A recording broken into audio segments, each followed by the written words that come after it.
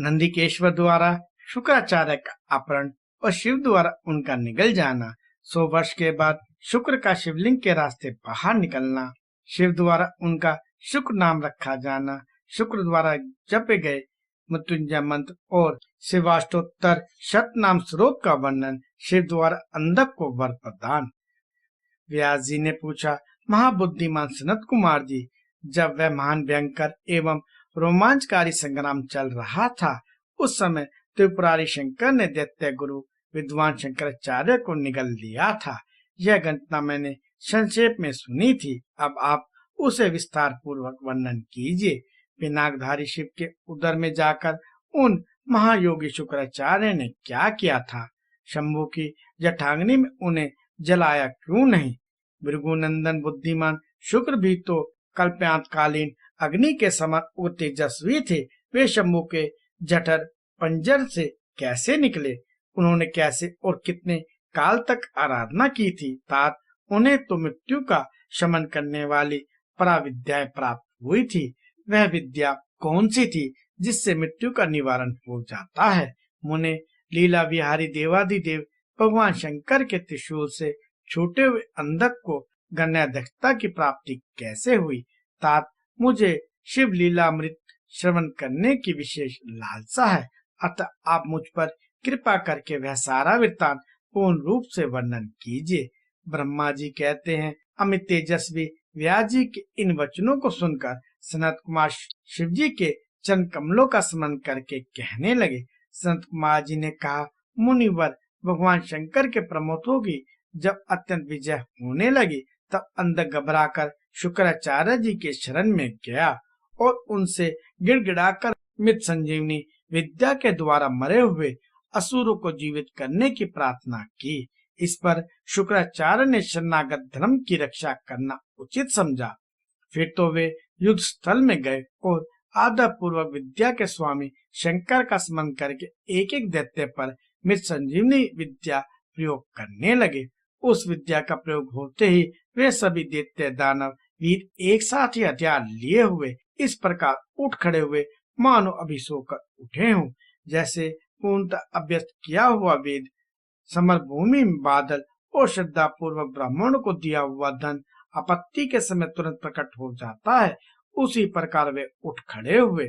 शुक्राचार्य के संजीवनी प्रयोग से जब बड़े बड़े दानव जीवित होकर प्रमथों को बुरी तरह मारने लगे, तब प्रमथों ने जाकर परमेश्वर शिव को यह समाचार सुनाया। तब शिव जी ने कहा, नंदिन, तुम अभी तुरंत ही जाओ और दैत्यों के बीच में दूसरे शुक्राचार्य को उसी प्रकार उठा लाओ जैसे बाज लावा को उठा ले जाता है। सनत कुमार जी कहते हैं, महेश विषध्वज के यूं कहने पर नंदी सांड के समान बड़े जोर से गरजे और तुरंत ही सेना को लांघकर उस स्थान पर जा पहुंचे जहां भृगुवंश के दीपक शुक्राचार्य विराजमान थे। वहां समस्त दैत्य हाथों में पाश, खड़ग, वृक्ष, पत्थर और पर्वत खंड लिए हुए उनकी रक्षा कर रहे थे। यह देखकर बलशाली नंदी ने उन दैत्यों को शुभुत करके शुक्राचार्य का उसी प्रकार अपहरण कर लिया जैसे शरभ हाथी को उठा ले जाता है। महाबली नंदी द्वारा पकड़े जाने पर शुक्राचार्य के वस्त्र खिसक गए, उनके आभूषण गिरने लगे और केश खुल गए। तब देव शत्रु दानव उन्हें छुड़ाने के लिए सिंहांत करते हुए नंदी के पीछे दौड़े और जैसे मेघ जल की वर्षा करते हैं, उसी तरह नंदिकेश्वर के ऊपर व्रज, त्रिशूल, तलवार, फरसा, बरेटी और गोफन आदि अस्त्रों की उग्र वृष्टि करने लगे। तब उस देवासुर संग्राम के विकराल रूप धारण करने पर गणाधिराज नंदी ने अपने मुख की आग से सैकड़ों अस्त्रों को भस्म कर दिया और उन भृगुनंदन को दबोचकर शत्रु दल को व्यतीत करते हुए वे शिव जी के समीप जा पहुंचे और शीघ्र उन्हें निवेदित करते हुए बोले, भगवान, ये शुक्राचार्य उपस्थित हैं। तब भूतनाथ देवादिदेव शंकर ने पवित्र पुरुष द्वारा प्रदान किए हुए उपहार की भांति शुक्राचार्य को पकड़ लिया और बिना कुछ कहे उन्हें फल की तरह मुख में डाल लिया। उस समय समस्त असुर उच्च स्वर से हाहाकार करने लगे। व्यास जी, जब गिरिजेश्वर ने शुक्राचार्य को निगल लिया, तब दैत्यों के विजय की आशा जाती रही। उस समय उनकी दशा सूंड रहित गजराज, सिंहहीन सांड, मस्तक विहीन देह, अध्ययन रहित ब्राह्मण, उद्यमहीन प्राणी, भाग्यहीन के उद्यम, पति रहित स्त्री, फल वर्जित बाण, पुण्यहीनों की आयु, व्रत रहित वेद अध्ययन, एकमात्र वैश्य शक्ति के बिना निष्फल हुए कर्म समूह, शूरताहीन क्षत्रिय और सत्य के बिना धर्म समुदाय की भांति शोचनीय हो गई। दैत्यों का सारा उत्साह जाता रहा। तब अंधक ने महान दुख प्रकट करते हुए अपने शूरवीरों को बहुत उत्साहित किया और कहा, वीरों, जो रणगंगा छोड़कर भाग जाते हैं उनकी ख्याति आपस रूपी कालिमा से मलिन हो जाती है और उन्हें इस लोक में तथा परलोक में कहीं भी सुख नहीं मिलता। यदि पूंजन रूपी मल का अपहरण करने वाले धरा तीर्थ रण तीर्थ में अवगाहन कर लिया जाए तो वह अन्य तीर्थों में स्नान, दान और तप की क्या आवश्यकता है, अर्थात इनका फल रणभूमि में प्राण त्याग करने से ही प्राप्त हो जाता है। दैत्यराज के इस वचन को पूर्ण रूप से धारण करके वे दैत्य तथा दानव रणभेरी बजाकर रणभूमि में परंत गणों पर टूट पड़े और उन्हें मथने लगे तथा बाण, खड़ग, वज्रसरी के कठोर पत्थर, भुशुंडी, भिंडीपाल, शक्ति, भाले, फरसे, खड़गांग, पट्टिश, त्रिशूल, लकुट और मुसलों द्वारा परस्पर प्रहार करते हुए भयंकर मारकाट मचाने लगे। इस प्रकार अत्यंत घमासान युद्ध हुआ। इसी बीच विनायक, स्कंद, नंदी, सोमनंदी, वीर, नैगमे और महाबली वैशाख आदि उग्र गणों ने त्रिशूल, शक्ति और बाण समूहों की धारावाहिक वर्षा करके अंधक को अंधा बना दिया। फिर तो प्रमथों और असुरों की सेनाओं ने महान कोलाहल मच गया। उस घोष शब्द को सुनकर शंभु के उदर में स्थित शुक्राचार्य आश्रय रहित वायु की भांति निकलने का मार्ग ढूंढते हुए चक्कर काटने लगे। उस समय उन्हें रुद्र के उदर में पाताल सहित सातों लोक, ब्रह्म, नारायण, इंद्र, आदित्य और अप्सराओं के विचित्र भुवन तथा वह परमादुर संग्राम भी दिख पड़ा। इस प्रकार वे 100 वर्षों तक शिव जी की खुशी में चारों ओर भ्रम करते रहे, परंतु उन्हें उसी प्रकार कोई छिद्र नहीं दिख पड़ा जिसे दुष्ट की दृष्टि सदाचारी के छिद्र को नहीं देख पाती। तब भृगुनंदन ने शैव योग का आश्रय ले एक मंत्र का जप किया। उस मंत्र के प्रभाव से शंभु के जठर पंजर से शुक्र रूप में लिंग मार्ग से बाहर निकले। तब उन्होंने शिव जी को प्रणाम किया। गौरी ने उन्हें पुत्र रूप में स्वीकार कर लिया और विघ्न रहित बना दिया। तदंतर करुणा सागर महेश्वर भृगुनंद शुक्राचार्य को वीर्य के रास्ते निकला हुआ देखकर मुस्कुराते हुए बोले। महेश्वर ने कहा, भृगुनंदन, क्योंकि तुम मेरे लिंग मार्ग से शुक्र की तरह निकले हो, इसलिए अब तुम शुक्र कहलाओगे। जाओ, अब तुम मेरे पुत्र हो गए। सनक कुमार जी कहते, मुनिवर, देवेश्वर शंकर के यूं कहने पर सूर्य के सदृश कांतिमान शुक्र ने पुनः शिव जी को प्रणाम किया और वे हाथ जोड़कर स्तुति करने लगे। शुक्र ने कहा, भगवान, आपके पैर, सिर, नेत्र, हाथ और भुजाएं अनंत है। आपकी मूर्तियों की भी गणना नहीं हो सकती। ऐसी दिशा में मैं आपसे किससे झुकाकर किस प्रकार स्तुति करूं? आपकी 8 मूर्तियां बताई जाती हैं और आप अनंत मूर्ति भी हैं। आप संपूर्ण सुरों और असुरों की कामना पूर्ण करने वाले हैं तथा अनिष्ट दृष्टि से देखने पर आप संहार भी कर डालते हैं। ऐसे स्तवन के योग्य आपकी मैं किस प्रकार स्तुति करूं? सनत कुमार जी कहते हैं, मुने, इस प्रकार शुक्र ने शिव जी की स्तुति करके उन्हें नमस्कार किया और उनकी आज्ञा से पुनः दानों की सेना में प्रविष्ट हुए। ठीक उसी तरह जैसे चंद्रमा मेघों की घटा में प्रवेश करते हैं। व्यास जी, इस प्रकार रणभूमि में शंकर ने जिस तरह शुक्र को निगल लिया था वह वृत्तांत तो तुम्हें सुना दिया। अब शंभु के उदर में शुक्र ने जिस मंत्र का जप किया था उसका वर्णन सुनो। ओम, जो देवताओं के स्वामी, सूर्य, असुर द्वारा वंदित, भूत और भविष्य के महान देवता, हरे और पीले नेत्रों से युक्त महाबली, बुद्धि स्वरूप वागंबर धारण करने वाले, अग्नि स्वरूप त्रिलोकी के उत्पत्ति स्थान ईश्वर, हर, हरि नेत्र, प्रलयकारी, अग्नि स्वरूप गणेश, लोकपाल, महाभुज, महाअस्त्र, त्रिशूल धारण करने वाले, बड़ी बड़ी दाढ़ियों वाले, काल स्वरूप, महेश्वर, अविनाशी, काल रूपी, नीलकंठ, महोदर, गणाध्यक्ष, सर्वात्मा, सबको उत्पन्न करने वाले, सर्वव्यापी, मृत्यु को हटाने वाले, पारियात, पर्वत पर उत्तम व्रत धारण करने वाले, ब्रह्मचारी, वेदांत प्रतिमाद, तप की अंतिम सीमा तक पहुंचने वाले, पशुपति, विशिष्ट अंगों वाले, शूलपानी, विषध्वज, पापहारी, जटाधारी, शिखंड धारण करने वाले,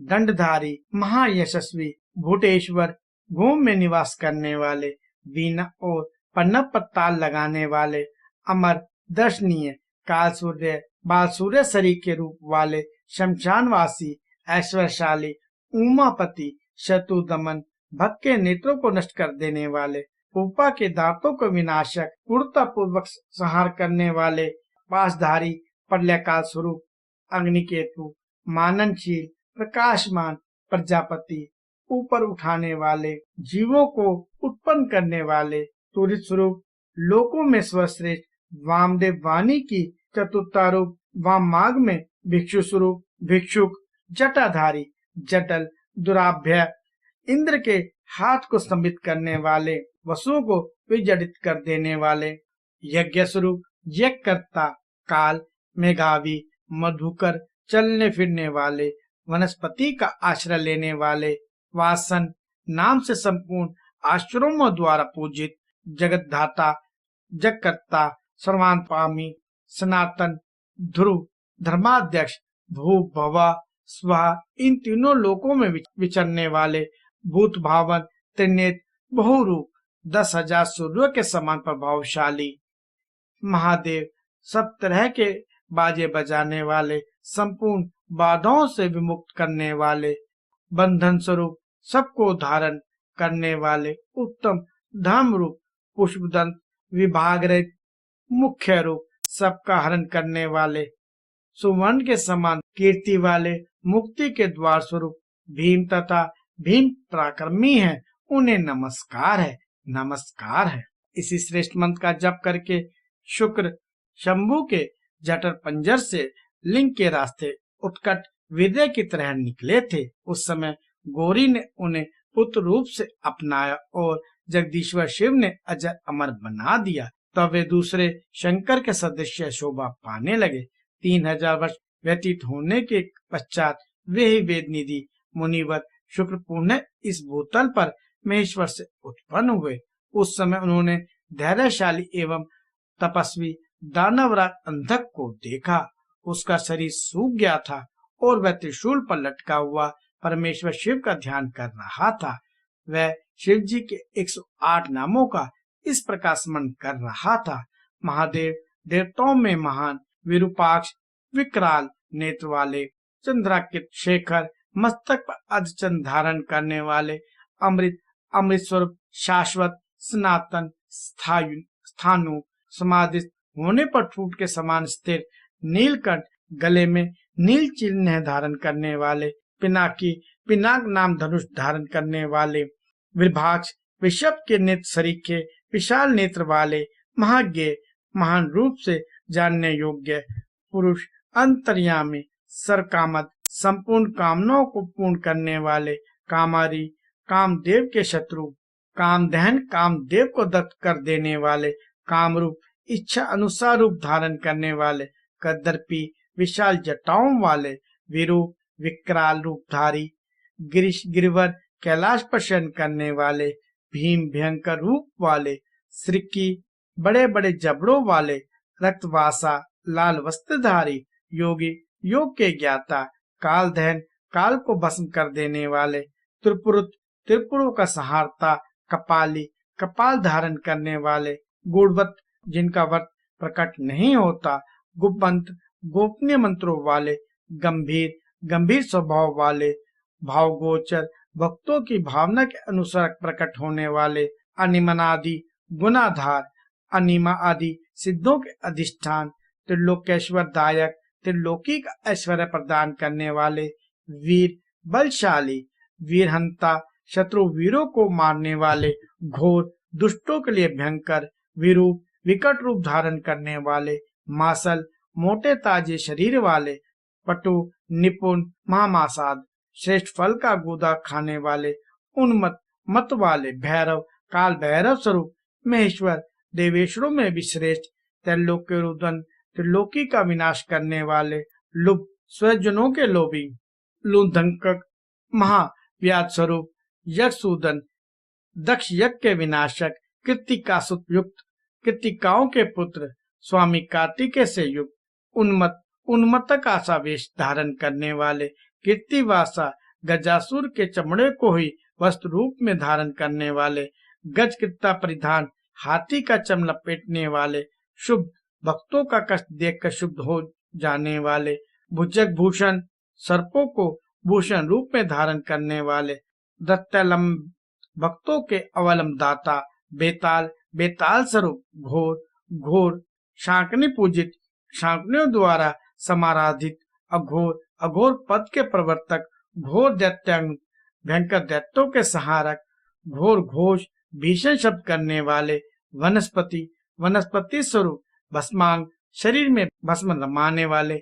जटिल, जटाधारी, शुद्ध, परम पावन, मेरुषण सत्सेवित, सैकड़ों मेरुण नामक पक्षियों द्वारा सेवित, भूतेश्वर, भूतों के अधिपति, भूतनाथ, भूतगणों के स्वामी, पंचभूताश्रित, पंचभूतों को आश्रय देने वाले, खग, गगन विहारी, क्रोधित, क्रोधयुक्त, निष्ठुर, दुष्टों पर कठोर व्यवहार करने वाले, चंड, प्रचंड पराक्रमी, चंडीश, चंडी के प्राणनाथ, चंडिका प्रिय, चंडिका के प्रियतम, चंडतुंड, अत्यंत कोमित मुख वाले, गुरुत्मान, गुरुड़ स्वरूप, निश्रेष्ठ, खड़ग स्वरूप, शब्द भोजन, शब्द का भोग लगाने वाले, लेलिहान, क्रुद्ध होने पर जीभ लपलपाने वाले, महारोध, अत्यंत भयंकर, मृत्यु, मृत्यु स्वरूप, मृत्यु गोचर, मृत्यु की भी पहुंच से परे, मृत्योत्तर मृत्यु, मृत्यु के भी काल, महासेन, विशाल सेना वाले, कार्तिकेय स्वरूप, शमशारण्यवासी, शमशान एवं अरण्य में विचरने वाले, राग, प्रेम स्वरूप, विराग, आसक्ति रहित, आरागंध, प्रेम में मस्त रहने वाले, वीतराग, वैरागी, शतविधि, तेज के असंख्य चिंगारियों से युक्त, सत, सतगुण रूप, रजा, रजगुण रूप, तमहा, तमोगुण रूप, धर्म, धर्म स्वरूप, अधम, अधम रूप, वारवानुज, इंद्र के छोटे भाई, उपेंद्र स्वरूप, सत्य, सत्य रूप, असत्य, सत्य से भी परे, सद्रूप, उत्तम रूप वाले, असद्रूप, विभस्त रूपधारी, अलितुक, हेतु रहित, अर्धनारीश्वर, आधा पुरुष और आधा स्त्री का रूप धारण करने वाले, भानु, सूर्य स्वरूप, भानु कोटि शत प्रभ, कोटि शत सूर्य के समान प्रभावशाली, यज्ञ, यज्ञ स्वरूप, यज्ञपति, यज्ञेश्वर, रुद्र संहारता, रुद्र संहार करता, ईशान, ईश्वर, वरद, वरदाता, शिव, कल्याण रूप, परमात्मा शिव की इन 108 मूर्तियों का ध्यान करने से वह दानव उस महान भय से मुक्त हो गया। उस समय प्रसन्न हुए जटाधारी शंकर ने उसे मुक्त करके उस त्रिशूल के अग्रभाग से उतार लिया और दिव्य अमृत की वर्षा से अभिव्यक्त कर दिया। तत्पश्चात महात्मा महेश्वर उसने जो कुछ किया था उस सब का संतावना पूर्वक वर्णन करते हुए उस महान दैत्य अंधक से बोले। ईश्वर ने कहा, हे दैत्येंद्र, मैं तेरे इंद्रिय नियम, शौर्य और धैर्य से प्रसन्न हो गया हूँ। अतः सुव्रत, अब तू कोई वर मांग ले। दैत्यों के राजाधिराज, तूने निरंतर मेरी आराधना की है, इससे तेरा सारा कल्पश धुल गया और तू वर पाने के योग्य हो गया है। इसलिए मैं तुझे वर देने के लिए आया हूँ, क्योंकि 3000 वर्षों तक बिना खाए पिए प्राण धारण किए रहने से तूने जो पुण्य कमाया है उसके फलस्वरूप तुझे सुख प्राप्ति होनी चाहिए। सनत कुमार जी कहते हैं, मुने यह सुनकर अंधक ने भूमि पर घुटने टेक दिए और फिर वह हाथ जोड़कर कांपता हुआ भगवान उमापति से बोला। अंधक ने कहा, भगवान, आपकी महिमा जाने बिना मैंने पहले रणांगन में हर्ष गदगद वाणी से आपको जो दीन, हीन तथा नीच से नीच कहा है और मुक्तावश लोक में जो जो निंदित कर्म किया है, प्रभु उस सब को आप अपने मन में स्थान ना दें। अर्थात उसे भूल जाएं। महादेव, मैं अत्यंत ओछा और दुखी हूँ। मैंने कामोदवश पार्वती के विषय में जो दूषित भावना कर ली थी उसे आप क्षमा कर दें। आपको तो अपने कृपण दुखी एवं दीन भक्त पर सदाई विशेष दया करनी चाहिए। मैं उसी तरह का एक दीन भक्त हूँ और आपकी शरण में आया हूँ। देखिए, मैंने आपके सामने अंजलि बांध रखी है।